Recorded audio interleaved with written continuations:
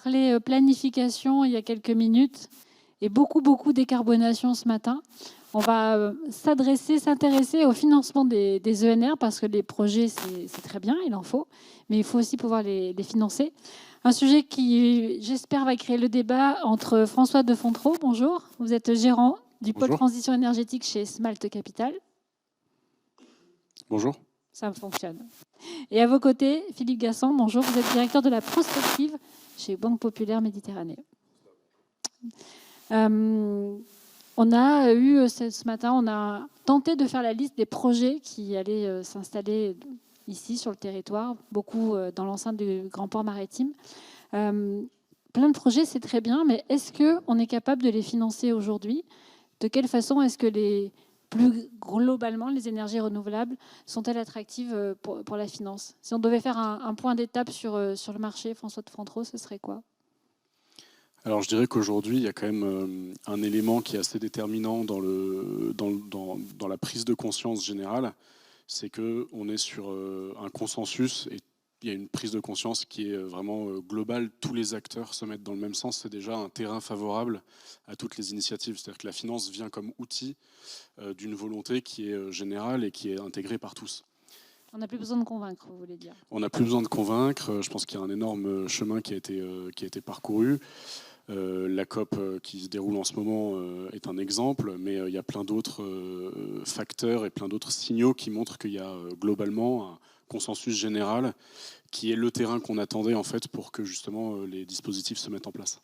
Et aujourd'hui, la finance vient participer à son échelle à cette transition énergétique, mais elle ne vient que outiller et appuyer on va dire une lame de fond qui s'est créée sur les dernières années. Alors, pour répondre à la question, est-ce qu'on a les moyens aujourd'hui de financer tous les projets?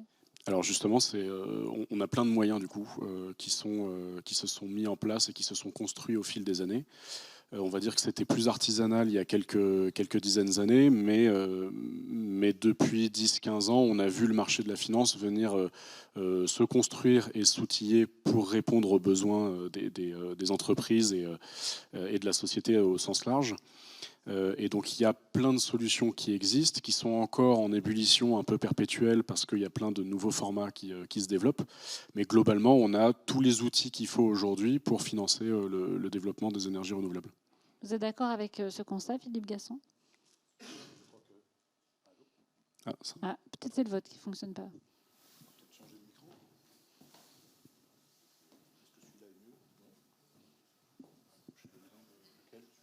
Celui-là? Oui, celui-là. Voilà, je crois qu'effectivement, on a aujourd'hui une batterie de schémas qui se sont mis en place pour pouvoir accompagner cette transition énergétique.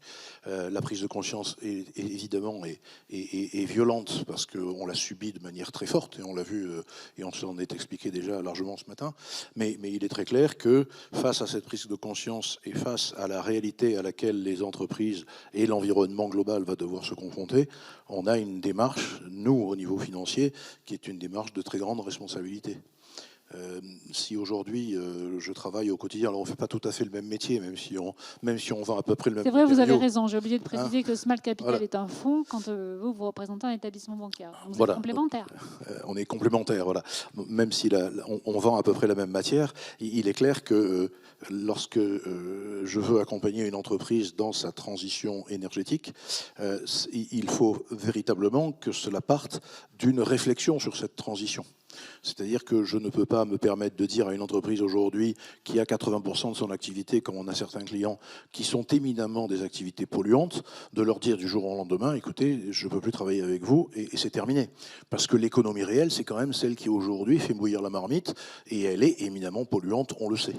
Et donc il nous faut intervenir d'abord pour accompagner la réflexion, puis ensuite pour voir comment on va pouvoir la financer de la manière la plus positive possible en essayant justement le côté très négatif qu'on a eu jusqu'à présent de cette écologie punitive qu'on a vécue depuis pas mal d'années, et puis ensuite faire en sorte que cette démarche transpire sur l'ensemble des structures qui travaillent dans l'environnement immédiat des entreprises qui sont concernées. De la même façon, François de Fontreau, quand on entend, finalement vous sortez un petit peu de votre rôle premier, c'est-à-dire que vous ne faites plus que financer, si je puis dire, Et c'est aussi amener un changement de mentalité quand les entreprises ne savent pas comment y aller. On va dire que c'est le rôle des acteurs qui ont compris que cette transition était nécessaire. Alors effectivement, je pense que c'est important de revenir sur le fait que dans transition écologique ou énergétique, il y a effectivement le mot transition. C'est-à-dire qu'on ne peut pas renier d'où on vient du jour au lendemain et faire une coupure très violente sur l'avant, l'après. Mais au contraire, il faut utiliser nos armes actuelles et les moyens qu'on a actuellement pour préparer le monde de demain et mettre en place les outils. Donc après, effectivement, nous, en tant qu'acteurs financiers dans notre écosystème, on va mettre notre pierre à l'édifice en apportant les outils, ce qui va nous donner une vision sur le marché, une vision un peu globale et de haut, qui nous montre qu'effectivement, il y a une transition qui est en cours, une mutation qui est en cours et qui est très forte et très profonde, et qui concerne d'ailleurs tous les acteurs de la société. Et en voyant ça, on ne peut pas faire autrement que de démocratiser et de donner cette vision à tous les acteurs avec lesquels on échange, puisque tout le monde a compris l'urgence, mais montrer aussi quelles sont les initiatives qui sont prises, quels sont les leviers qu'on a, les moyens qu'on a de faire chacun à notre petite échelle. Je pense que c'est assez naturel comme mouvement, donc on devient en plus de financeurs un peu vulgarisateurs ou démocratisateurs, mais ça ne pourrait pas se faire autrement en fait.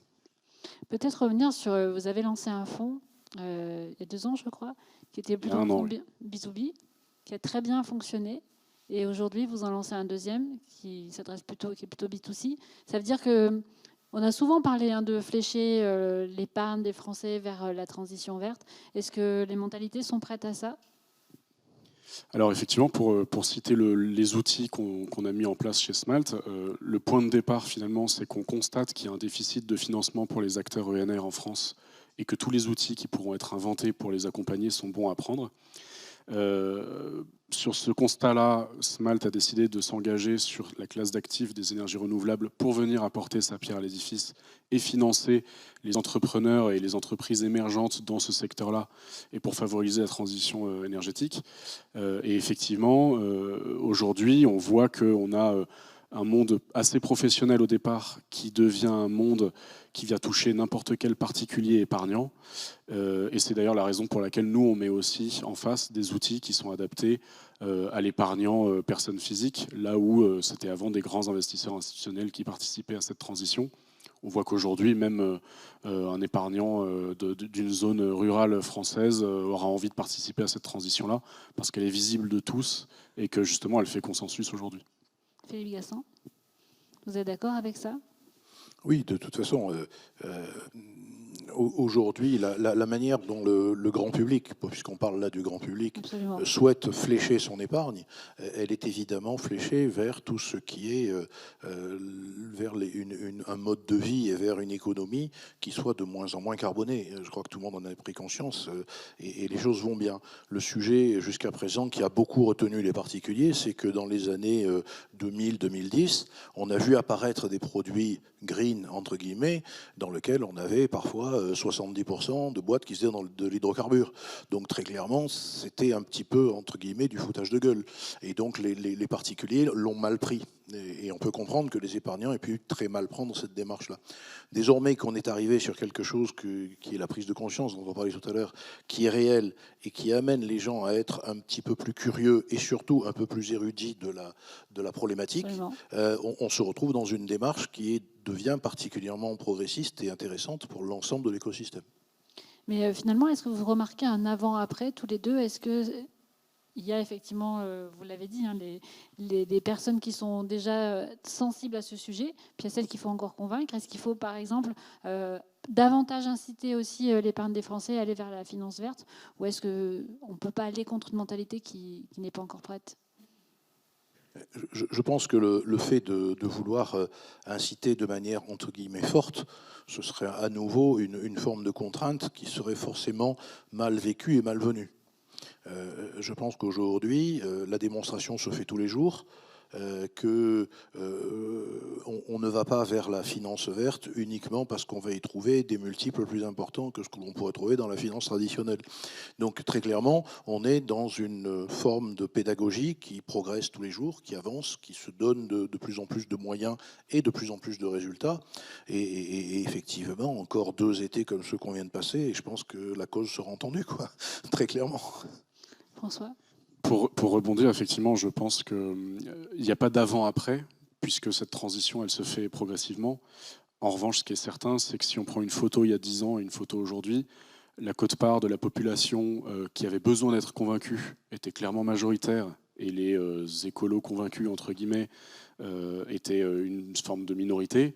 Aujourd'hui, c'est clairement l'inverse. C'est-à-dire que les gens qui sont encore à convaincre de l'urgence climatique représentent une proportion vraiment minime et marginale des gens auxquels on s'adresse.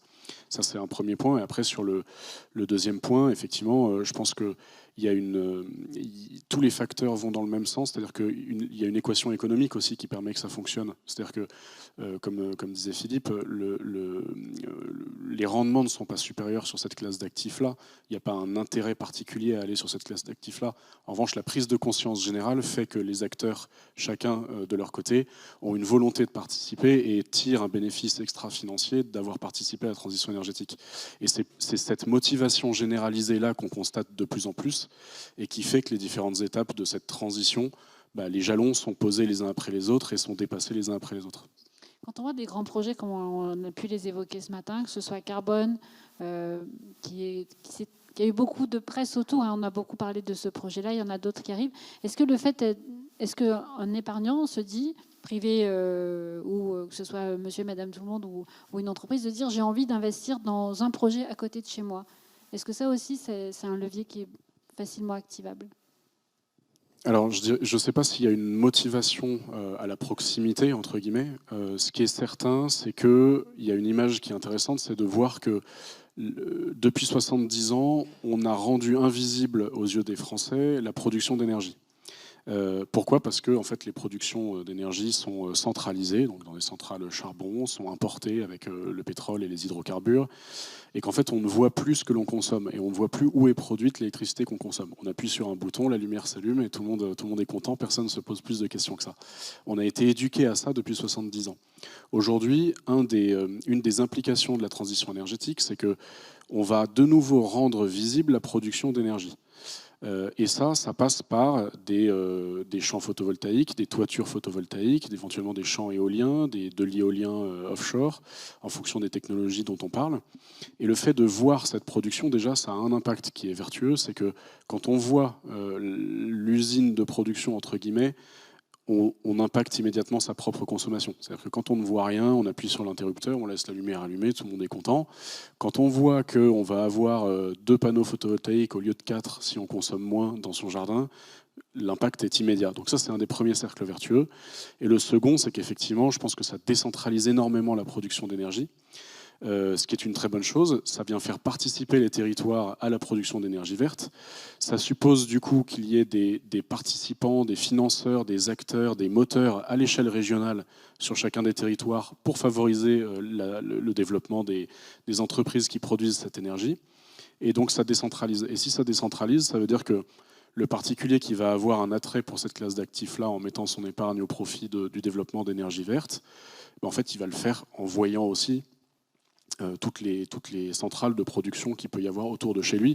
Donc c'est pas parce qu'elles sont à côté de chez lui qu'il va les financer, d'ailleurs c'est même sûrement le contraire pour les éoliennes, mais en revanche il va avoir une prise de conscience qui se fait aussi visuellement. C'est-à-dire qu'aujourd'hui, si on vous proposait d'investir dans les centrales nucléaires, on ne les voit pas, elles sont dans des endroits en France qui se comptent sur les doigts de la main, alors qu'au contraire, les énergies renouvelables, elles sont un peu partout sous nos yeux, et donc ça éveille aussi la curiosité et ça donne envie de participer à cette transition.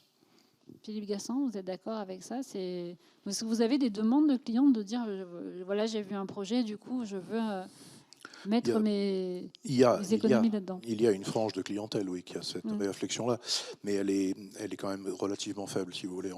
On est plus, lorsque des clients investissent dans de l'immobilier ou dans des choses comme ça, à vouloir voir ça de près et à côté de chez soi, parce que ça permet de surveiller, de voir ce qui se passe, et ainsi de suite. Là, effectivement, l'énergie telle qu'elle a été cachée, comme le dit François jusqu'à présent, est un sujet important et assez prépondérant dans la réflexion. En revanche, en tant que banque locale, régionale. Je peux pas vous dire que c'est pas quelque chose auquel on est très attaché, et donc on va essayer, nous, de flécher nos clients vers des réalisations ou vers des typologies de clients régionaux qui investissent dans les énergies vertes et qui, à ce moment-là, peuvent bénéficier de la manne de l'épargne d'un certain nombre de nos clients.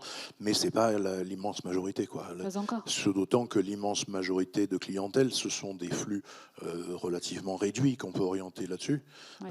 Et que ce sont simplement sur des investisseurs relativement importants, même personnes physiques, qui peuvent dépasser 500 000, 1 million d'euros. Et à ce moment-là, on peut commencer à avoir une discussion sur quelque chose d'un peu plus proche de chez eux. Peut-être sur un sujet que l'on avait évoqué ensemble, c'était sur la traçabilité, parce que c'est vrai que c'est bien de dire on investit dans de la finance verte. Vous devez aussi faire la preuve que c'est bien de la finance verte qui reçoit l'épargne. Alors ça, c'est déjà un peu plus compliqué, un peu plus touchy. Alors, faire la preuve que c'est de la finance verte, c'est un peu... ça appartient plus au fond de faire la démonstration que à ceux qui vont le flécher. Non, mais même pas. Je pense que la manière dont nous, on résout ce sujet, c'est en distribuant vis-à-vis de nos entreprises notamment ce qu'on appelle des prêts à impact, où on se met d'accord lorsque l'on finance un projet, qui devra répondre à un certain nombre de critères de décarbonation, de faible émission, voire même de gouvernance d'entreprise. Et à ce moment-là, on se met d'accord pour dire, voilà, je vous accorde un prêt sur 5 ans, 10 ans, et chaque année à anniversaire, on va se voir et on va vérifier si 3 critères qu'on avait choisis ensemble au moment où vous avez accordé le crédit sont respectés. Et si ces critères-là sont respectés, à ce moment-là, votre crédit, eh bien, on lui enlèvera 0,50, 0,60, 0,70, parce que vous aurez atteint des critères qu'on aura accompagnés par la baisse de notre taux. Et ce qui permet à ce moment-là d'avoir, comme je le disais tout à l'heure, une forme de traçabilité, mais aussi une forme de sanction positive qui permet à l'entreprise d'intégrer dans sa démarche le fait que ce qu'elle a choisi de faire et ce qu'elle tient comme promesse, eh bien, ça lui rapporte aussi en termes financiers. Oui, ça s'appelle la carotte. Effectivement, alors, pour ce qui est de la traçabilité, en fait, nous, chez Smalt Capital, on a mis en place un véhicule qui a vocation à financer des unités de production d'énergie verte. Donc on sait que l'argent qu'on déploie va servir à financer des panneaux photovoltaïques, une toiture solaire et des unités de production. Donc on sait que, in fine, ce qu'on va venir financer va se substituer à des énergies fossiles. Donc d'une certaine manière, c'est vertueux, entre guillemets. Et d'ailleurs, c'est l'occasion de remercier aussi des acteurs comme la BPMed qui nous font confiance, qui nous permettent aussi de participer au développement des territoires. Et je disais tout à l'heure que la transition énergétique était décentralisée par nature. C'est ce qui nous a amené, nous, Smalt Capital, à nous positionner avec une approche qui soit multirégionale, avec des acteurs locaux comme la BPMed pour notre région, mais comme d'autres acteurs dans d'autres régions de France, pour justement favoriser cette décentralisation. Et un des avantages aussi de cette approche locale, c'est que on connaît les investisseurs qui nous financent quand on est un développeur d'énergie renouvelable. Et nous, en tant qu'investisseurs, on connaît les développeurs d'énergie renouvelable qu'on vient financer. Donc en fait, c'est pas comme si il n'y a pas une distance entre l'épargnant qui va mettre son argent et puis le produit financier qui va y être rattaché, qui est sur un autre continent, sur un secteur inconnu et fumeux. Là, l'idée justement, c'est d'avoir un épargnant qui va mettre son argent avec un développeur en face qui est dans son territoire, qui a une certaine proximité et donc qui a une certaine connexion avec lui, c'est-à-dire qu'on voit aussi où va l'argent. Et ce côté régional-là a son importance parce que même à l'échelle nationale, on peut avoir une certaine distance avec les projets qu'on vient financer. Et là, c'est très localisé et très régionalisé. Et cette décentralisation a aussi cette vertu-là. Voilà. Je crois que c'est important ce qui est dit là, c'est qu'on est sur des sujets où le secteur financier, le secteur bancaire en général, ne peut voir diminuer ses émissions de carbone et autres que par ses contreparties. Parce qu'une fois que moi j'ai régulé en interne mes photocopies, mes machins, mes trucs, on a fait le job. Donc ensuite, c'est la manière dont on va financer et accompagner l'économie qui va permettre, au travers de ces contreparties, de réguler les émissions de carbone ou de CO2. Et donc, dans ce contexte-là, c'est important de voir qu'on a différents moyens pour le faire et qui sont très complémentaires, que ce soit par les opérations de haut bilan ou que ce soit par les opérations de financement courant du fonds de roulement. Sur les gros projets, que ce soit ici ou ailleurs d'ailleurs, mais parlons d'ici, il y a des grands projets qui demandent beaucoup d'argent. Alors il y a effectivement différentes façons d'aller lever de l'argent. Néanmoins, est-ce que de réunir par exemple plusieurs acteurs du financement, est-ce que ça c'est une idée qui pourrait être mise en place et qui pourrait un peu labelliser, j'allais dire, des projets territoriaux? Ce sont des sujets sur lesquels on travaille, que ce soit avec la région ou que ce soit avec la mairie de Marseille, par exemple, qui consiste à dire on va accompagner les institutionnels dans leurs objectifs. Et lorsque des entreprises vont se déclarer candidates à la décarbonation et à accompagner le schéma de décarbonation, et à ce moment-là, on se met d'accord avec les institutionnels et puis le secteur bancaire est capable d'absorber à ce moment-là les demandes de financement, les demandes de crédit, quitte à ce que ça se fasse avec des taux qui soient plutôt réduits de manière à justement faire notre part du job et faire en sorte qu'à ce titre-là, les entreprises trouvent à la fois une écoute au niveau institutionnel et une écoute au niveau financier. François? J'allais dire, c'est l'occasion aussi de préciser la complémentarité de nos deux positionnements. C'est que nous, sur les grands projets, en fait, c'est pas exactement la typologie d'acteurs qu'on va venir financer. On va se positionner un petit peu plus en amont dans la chaîne de valeur. Et nous, on a vocation à financer les acteurs émergents qui se mettent sur la classe d'actifs des énergies renouvelables et qui souhaitent produire des énergies vertes. On vient les financer et, entre guillemets, se positionner comme partenaires financiers de ces acteurs émergents, avant de les voir grandir et ensuite de passer effectivement la balle à des projets de plus grande envergure avec des financeurs de plus grande envergure. Et nous, en fait, ces projets-là ont d'ailleurs souvent une envergure plutôt nationale, avec effectivement des pools d'investisseurs et d'arrangeurs qui sont d'envergure nationale. Nous, on a vocation justement à faire grossir à l'échelle régionale ces acteurs avant de leur donner une envergure nationale. C'est là qu'on est complémentaires, c'est qu'en fait, on va venir favoriser le développement et l'émergence de ces acteurs-là avant d'en faire des leaders des énergies renouvelables de demain avec des acteurs comme Philippe et la BPMed. Merci à tous les deux. En tout cas, on peut dire qu'économie égale écologie, c'est bon, l'équation est juste maintenant? Oui, il y a encore des inconnus, mais... C'est ce qui fait que ça fonctionne aujourd'hui, je pense. Merci à tous les deux. Et je vais laisser la parole à Ludovic de Sauté qui va venir me remplacer pour parler d'urbanisme, logement et rénovation, comment vivre sous 50 degrés. Merci à tous les deux. Merci.